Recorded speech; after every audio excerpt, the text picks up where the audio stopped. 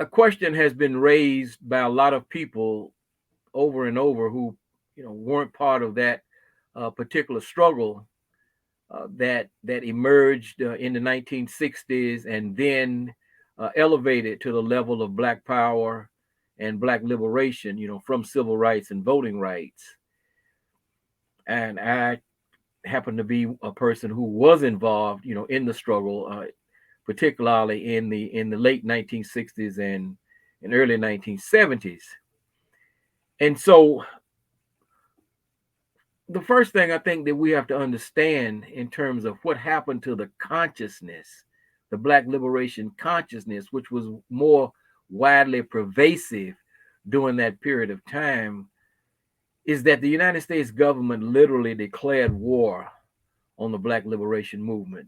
They considered the Black youth, the African youth in the United States of the 1960s and 1970s, and this would be people who were born, primarily those who were born in the 1940s. I call them the Magnificent 40s, but also some of us that were born after those courageous people. They considered them to be uh, the most dangerous demographic on the planet at that time.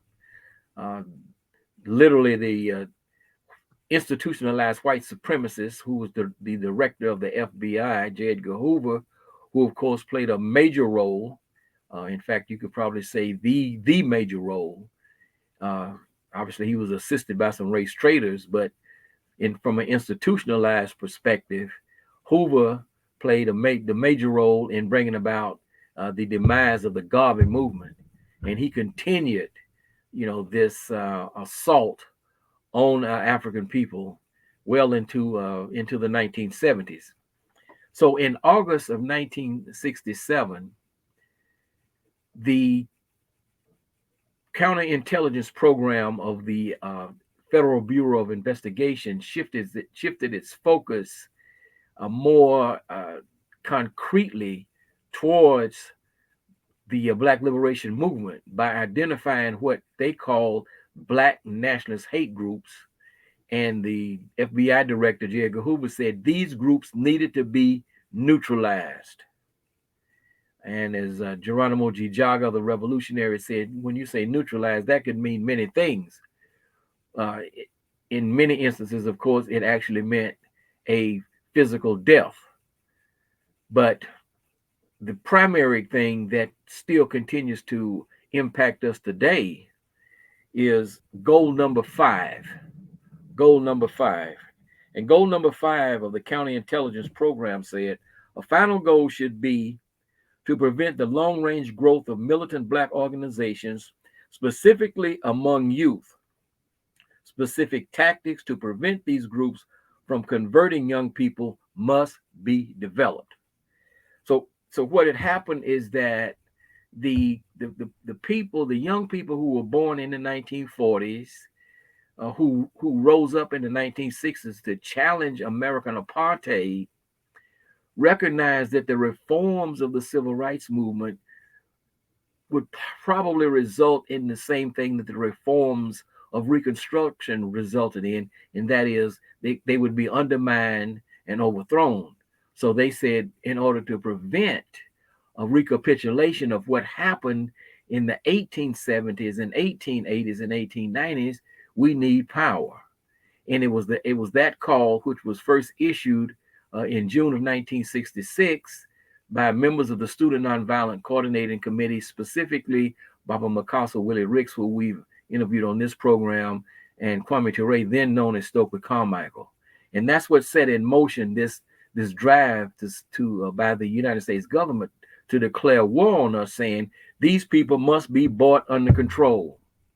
We cannot continue to allow even the possibility of people like this to continue to develop. Now, if Brother Amos Wood, our esteemed ancestor, the brilliant psychiatrist, Dr. Francis Cress Welsing, further explains how this was brought about. Black people in the 1960s during the civil rights struggle You see, when those people were walking with dignity and pride and self-respect, and that dignity and pride and self-respect enabled them to go up against horses and police people wielding batons and knocking them down with water hoses and dogs. And they went up against it because they had their pride and their dignity and their self-respect moving them. But the system of racism, white supremacy, saw the power of that and said, wait a minute. These people are talking about black pride, black is beautiful, black power, black self-respect. And the system of white supremacy understood we have to annihilate that no matter how much it costs. We have got to train these people into a state of maximal demeanment. And so it started out because, let's say we didn't understand system of racism, white supremacy at that time. And so black people were just looking to have the laws changed, get on the front of the bus and whatnot, be able to enter a hotel, and the system said, and simultaneously, we are going to teach you to maximally demean and degrade yourself. And starting with Superfly. And being trained that it's cool to sell drugs and to use all kinds of foul language in relationship to one another. And black men and women fighting each other and people killing each other. And say, we will set this as a model for them. And we will pay their so-called entertainers instead of having, Public Enemy started out doing Fear of the Black Planet, which they took from the concept of the Crest theory of color confrontation and racism. And the system said, no, we cannot have these people internalize or enhance their self-respect through what they hear. We have to completely reverse it and pay large sums of money for them to demean and degrade themselves. And because we have made them dumb and stupid and ignorant, the system of racism has made them dumb, stupid, and ignorant. They won't even understand, but we will be paying them millions of dollars to call themselves niggers and bitches and hoes and gangsters and thugs and dancing and doing all kinds of sexual gyrations on the television because they don't understand that they are disrespecting themselves and demeaning themselves. And these images are going all over the entire planet Earth. We will reduce them to less than trash. And they won't even understand what's happening to them. She mentioned, one particular movie during that era, Superfly. And so what is happening here is that young African Americans, black people, in the United States, are engaging not only in a process of political activism, but in a process of cultural transformation. We started with redefining ourselves, right? From the system had labeled us as colored people or Negroes. And we started redefining ourselves by first saying that, that we are black. James Brown, say it loud, I'm black and I'm proud. And then as our scholars were studying and exposing us, to information, we made quickly the connection, to our origins as free, proud, productive, prosperous, and powerful African people. So the Student Nonviolent Coordinating Committee and others began saying in the late 1960s, we are an African people. And we had various formations like the Congress of African Peoples, the African Liberation Support Committee. All of these organizations were part of this process of political activism, political liberation, and cultural transformation. And so the United States government, in the process of their war, because they've always, the intelligence agencies and the U.S. military has always had significant influence, if not control, over the entertainment industry. They started hitting us, before you get to the self-destruction that would be, flowing out of the mouths of these entertainers, beginning, significantly in the mid to late 1980s, and then throughout the 1990s. They hit us with what was called the blaxploitation movies.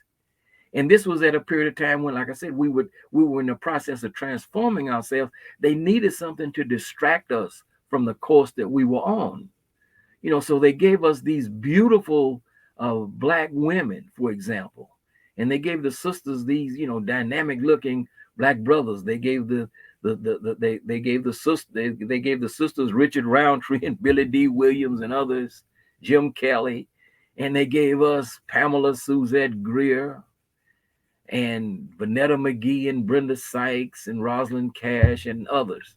And so this became a huge distraction. And then, of course, it carried over to TV. Of course, the television, couldn't be as vulgar and, as it couldn't, be as exposing of things as the movies could. But all of this had an impact on thwarting the development of our consciousness, at the same time that the political pressure was being applied in terms of assassinations, in terms of co-optations, in terms of driving people out of the country in the exile, and just all types of assaults on organizations like the Black Panther Party, instigating conflicts within organizations, within the Nation of Islam, between the Honorable Elijah Muhammad and Malcolm X, within the Black Liberation Movement, between the Black Panther Party and the US organization. One group considered themselves revolutionary nationalists.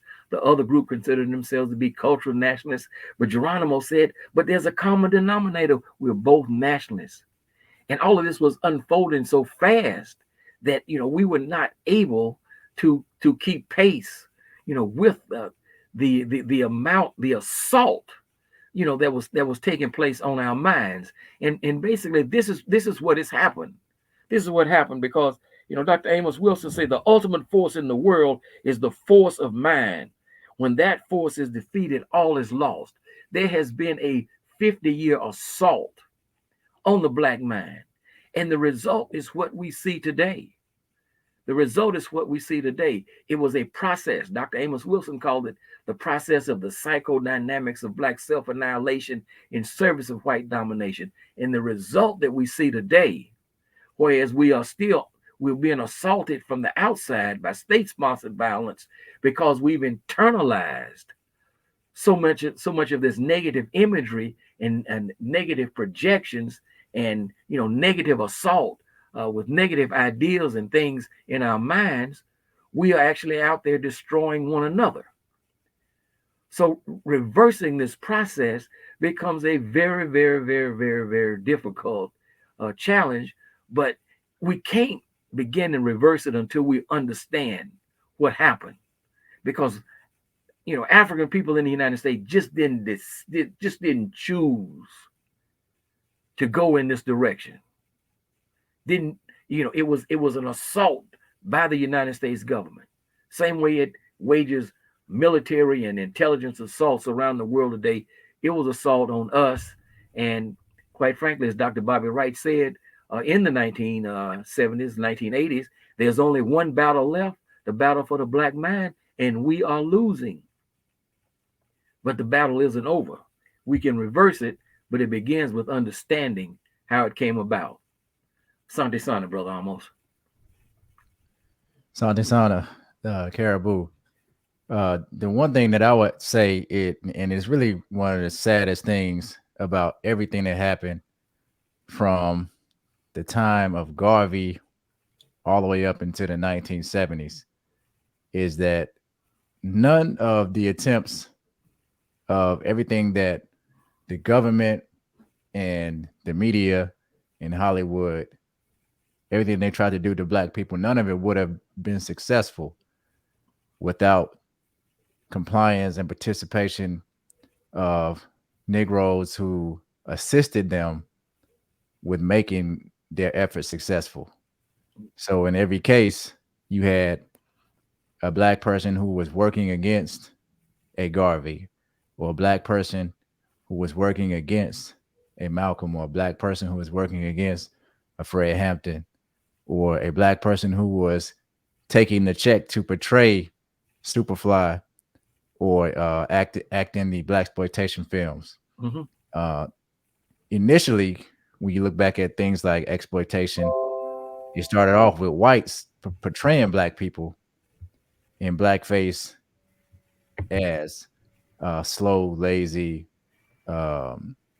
ignorant people.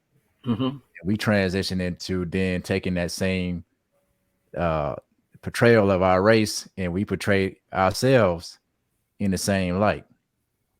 So, we were hit from all angles. We were hit from a government level in regards to a systematic level. We were hit from entertainment level. And when you mix in the threat of wars foreignly in Cuba and the spread of communism, and what the FBI, J. Edgar Hoover, tried to use as their excuse for targeting many of the Black revolutionaries in the United States, their excuse was that they feared a communist alliance with Russia and Cuba.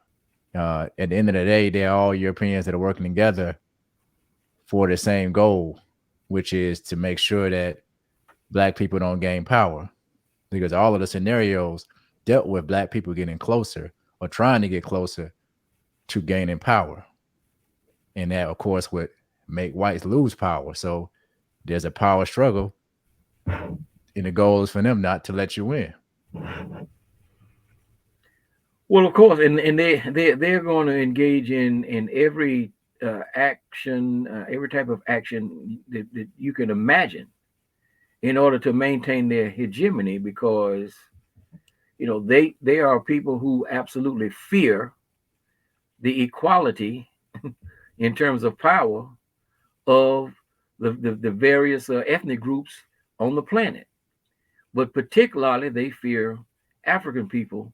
And it's when we began to, the same as what happened with Garvey. Okay, it's when we began to make the connection with our brothers and sisters, not only in this hemisphere, not only in the United States and in the Caribbean, but on the African continent. See, because they understand, this is why you have the French President Macron and all of these others. I think the so-called First Lady was recently in Africa on a tour. When we were doing the same thing, and it started with Malcolm. It started with Malcolm, when he was forced out of the Nation of Islam. When Malcolm started, making tours of Africa, sitting down talking to Kwame Nkrumah, Sekou Touré, Modibo Keita, Julius Nyerere, and others, Ahmed Ben Bella. He was sitting down talking to these people. And of course, he had, contacts during these travels with people like Che Guevara. And this is threatening, the colonies or neo-colonies that they need in order to keep this capitalist system in the United States and in Europe propped up. So just like Garvey was reaching out, following Malcolm's example, we were reaching out, and they said, hey, how do we stop this? And they, quite frankly, hit a home run. Dr. Wilson said, what? We will get these people to reduce themselves to maximal demeanment, and they won't even know what happened. They'll be getting paid along the way, right? Just like, anyone else that's a traitor that got paid. So that that's the process, and the process of reversing that and then reestablishing that consciousness is difficult. But as Marcus Garvey said, what African people have done, African people can do.